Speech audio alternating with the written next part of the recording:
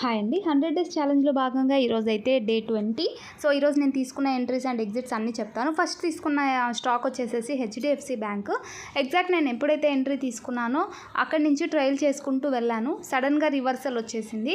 And అక్కడి నుంచి నా ట్రైలింగ్ స్టాప్ లాస్ హిట్ అయిన దగ్గర నుంచి కూడా నాన్ స్టాప్ మూమెంట్ అప్వర్డ్ అయితే ర్యాలీ చేసేసింది. నేను మార్నింగ్ అయితే ఎంట్రీ తీసుకున్నాను. ఎప్పుడైతే 1800 అండ్ 888 లెవెల్ క్రాస్ అయిందో అక్కడనైతే నేను ఎంట్రీ తీసుకున్నాను.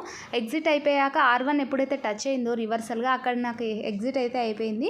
తర్వాత నుంచి కూడా నాన్ స్టాప్గా అప్వర్డ్ ర్యాలీ అయితే చేసేసింది. తర్వాత కళ్యాణ్ జ్యువెలరీ స్టాక్ వచ్చేసేసి నేను మార్నింగ్ ఫస్ట్ క్యాండిల్లోనే ఎప్పుడైతే ఎస్టర్డేస్ హై బ్రేక్ అయిందో ఎంట్రీ అనేది తీసుకున్నాను. మీరు ఇక్కడ చూస్తే 528 లెవెల్ దాటాక ఎంట్రీ అనేది తీసుకున్నాను.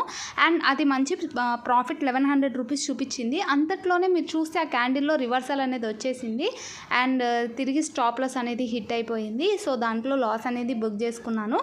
తర్వాత నేను ఎంట్రీ తీసుకున్న స్టాక్ వచ్చేసేసి Apollo hospital stock. Apollo hospital stock కూడా ఎప్పుడైతే 20 EMA సపోర్ట్ తీసుకుందో అంటే ఎగ్జాక్ట్ 9 EMA సపోర్ట్ దగ్గర ఎంట్రీ 11:15 క్యాండిల్లో ఎంట్రీ అనేది తీసుకున్నాను.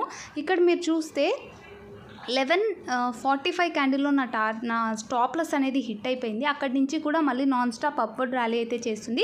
బట్ నేను రీఎంట్రీ అయితే తీసుకోలేదు. దీంట్లో కూడా లాస్ అనేది బుక్ చేసుకున్నాను అపోలో హాస్పిటల్లో. ఎంత వోలటైల్గా ఉండిందంటే ప్రాఫిట్ చూపిస్తూ రివర్సల్గా అయితే అపోలో హాస్పిటల్లో వచ్చింది. తర్వాత డీమార్ట్ స్టాక్ ఈరోజు నాన్ స్టాప్ ర్యాలీ అయితే చేస్తూ ఉంది. సో నేను ఎంట్రీ తీసుకున్న క్యాండిల్ వచ్చేసి 11 o'clock క్యాండిల్లో ఎంట్రీ అనేది తీసుకున్నాను. తర్వాత 11:30 క్యాండిల్లో నా స్టాప్ లాస్ అనేది హిట్ అయిపోయింది. అక్కడి నుంచి కూడా మళ్ళీ నాన్ స్టాప్ ర్యాలీ అప్వర్డ్ చేసింది. బట్ దీంట్లో కూడా నేను రీఎంట్రీ అయితే తీసుకోలేదు. ప్రాఫిట్ బుక్ చేసుకునే లోపే అది 7 రూపీస్ ప్రాఫిట్ మాత్రమే బుక్ అయిపోయింది. సో ఇంకా మిగతా స్టాక్ దేంట్లో కూడా నేను ఈ డీమార్ట్లో రీఎంట్రీ అయితే తీసుకోలేదు.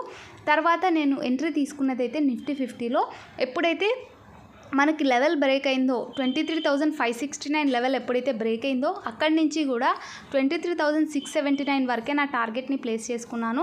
ఎందుకంటే అది R3 లెవెల్. సో అక్కడి నుంచి రివర్సల్ వస్తే ఇబ్బంది అని చెప్పేసి అది కాక ఈరోజు ఎక్స్పైరీ డే కదా. సో నేను అక్కడి వరకు మాత్రమే బుక్ చేసుకున్నాను. నా లాస్ పోయి ప్రాఫిట్లోకి వచ్చాను నిఫ్టీ 50 వల్ల. ఇంకా అంతే, ఏ స్టాక్లో కూడా ఇంకా మళ్ళీ ఎంట్రీ అయితే నేను ఎక్కడ కూడా తీసుకోలేదండి.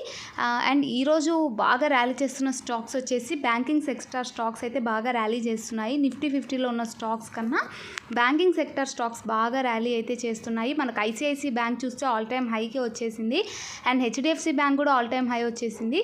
సో మీరు చూస్తున్నారు కదా, అపోలో హాస్పిటల్ అండ్ కళ్యాణ్ జ్యువెలరీస్లో మాత్రమే నేను లాస్ని బుక్ చేసుకున్నాను. మిగతా అన్నిట్లో కూడా ప్రాఫిట్ని బుక్ చేసుకోవడం జరిగింది. ఈరోజు అందరికీ మంచి ప్రాఫిట్స్ నిఫ్టీలో ట్రేడ్ చేసి ఉంటే మాత్రం 100% మంచి ప్రాఫిట్స్ని బుక్ చేసుకొని ఉంటారు. 1 lot దగ్గర 10,000 to above కూడా బుక్ చేసుకున్న వాళ్ళు హోల్డ్ చేసి ఉంటే వచ్చింటుంది. సో నాకు ఈ హోల్డింగ్స్లో 20% అనేది ఇంక్రీజ్ అయింది. మన టార్గెట్ అనేది దగ్గరలో ఉంది. Thank you so much for watching my videos.